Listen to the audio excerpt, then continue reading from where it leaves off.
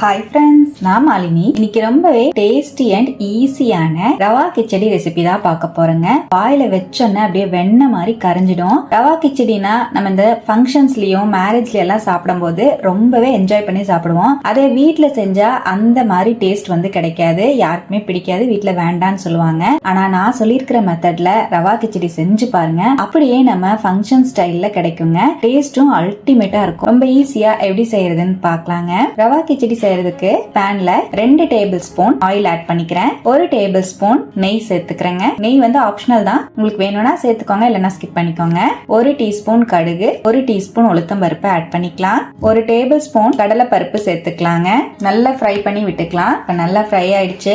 இதோடவே 7-8 முந்திரி பருப்பு சேர்த்துக்கலாம். 2 பச்சை மிளகாவை நறுக்கி ஆட் பண்ணிக்கிறேன். 3 வரமிளகாவை 2ஆ கிள்ளி சேர்த்துக்கலாம். 1 கொத்து கருவேப்பிலை சேர்த்துக்கலாங்க. ஒரு பெரிய வெங்காயத்தை ஸ்லைஸ் பண்ணி ஆட் பண்ணிக்கலாம். நல்லா வதக்கி விட்டுக்கலாம். வெங்காயம் நல்லா டிரான்ஸ்பரண்ட் ஆகிற அளவுக்கு வதக்கிக்கலாம். இப்ப பாருங்க, வெங்காயம் நல்லா வதங்கிடுச்சு. இதோடவே 1 இன்ச் இஞ்சியை நல்லா பொடியா நறுக்கி சேர்த்துக்கிறேன். நான் சொல்லியிருக்கிற அளவுகள் 4 பேருக்கு சரியா இருக்குங்க.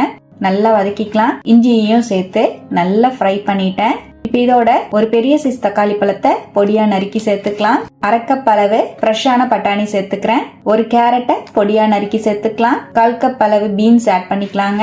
நல்லா மிக்ஸ் பண்ணிக்கலாம். காயெல்லாம் உங்க விருப்பமான அளவு சேர்த்துக்கோங்க.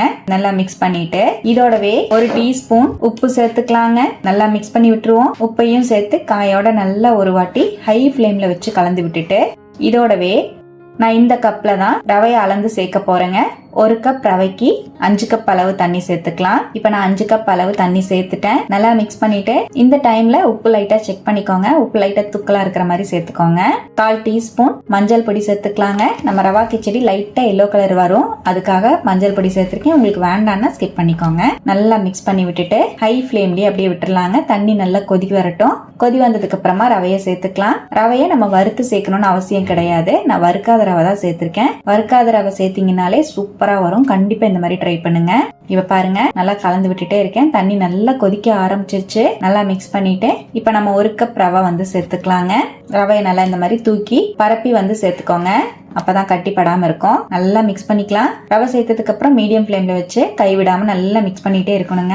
அப்பதான் கட்டிப்படாம இருக்கும். பாருங்க, நல்லா கலந்து விட நல்லா கெட்டியாயி நம்மளோட ரவா கிச்சடி நல்லா சாஃப்டா வெந்து வருது. பாருங்க, நல்லா இந்த அளவு கலந்துட்டேன். நம்ம ரவா கிச்சடி பார்த்தாலே தெரியும், நல்லா சாஃப்டா இருக்குங்க. நான் சொல்லியிருக்கிற மெஷர்மெண்ட்ஸ்ல நீங்க தண்ணி சேர்த்து கிச்சடி செஞ்சீங்கன்னா அப்படியே வாயில வச்சோன்னா அப்படியே கரைஞ்சிருங்க. அந்த அளவுக்கு டேஸ்டாவும் சூப்பராகவும் இருக்கும். இப்ப பாருங்க, இந்த அளவுக்கு நல்லா ரவை வந்துருச்சு.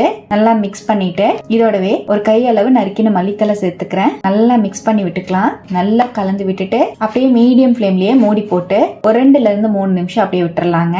இருக்கட்டும். பாருங்க, நான் ஒரு 3 நிமிஷம் அப்படியே விட்டுருந்தேன். ஸ்டவ் அணைச்சிட்டேன். நம்மளோட டேஸ்டியான ரவா கிச்சடி தலன்னு சூப்பரா ரெடி ஆயிருக்கு. பாருங்க, அப்படியே எடுத்து போட்டீங்கன்னா உங்களுக்கு அப்படியே வலிக்கிட்டு விழுகணும் கரண்டில இருந்து, அந்த மாதிரி இருக்கு. பாருங்க, ரொம்பவே சாஃப்டா செம்ம டேஸ்டா இருக்குங்க. கண்டிப்பா நான் சொல்லியிருக்கிற மெத்தட்ல ரவா கிச்சடியை ட்ரை பண்ணி பாருங்க. பிடிக்காதவங்க கூட கேட்டு வாங்கி சாப்பிடுவாங்க. கிச்சடியோட வெங்காய சட்னி, தேங்காய் சட்னி எல்லாம் வச்சு சாப்பிட சூப்பரா இருக்கும். நான் இன்னைக்கு சர்க்கரையோட தான் சர்வ் பண்ணியிருந்தேங்க. ரொம்பவே டேஸ்டா இருந்தது. கண்டிப்பா இந்த டேஸ்டியான ஃபங்க்ஷன் ஸ்டைல் ரவா கிச்சடியை நீங்களும் இது போல ட்ரை பண்ணுங்க. ட்ரை பண்ணி பார்த்துட்டு எப்படி வந்ததுன்னு கமெண்ட்லயும் மறக்காம என் கூட ஷேர் பண்ணுங்க. நம்ம சேனலை இப்பதான் ஃபர்ஸ்ட் டைம் பாக்குறீங்கன்னா சப்ஸ்கிரைப் பண்ணிக்கோங்க. பக்கத்துல இருக்கிற பெல் ஐக்கானையும் பிரஸ் பண்ணி வச்சுக்கோங்க. லைக் பண்ணிக்கோங்க. ஃப்ரெண்ட்ஸ் அண்ட் ஃபேமிலியோட ஷேர் பண்ண மறக்காதீங்க ஃப்ரெண்ட்ஸ். தேங்க்யூ.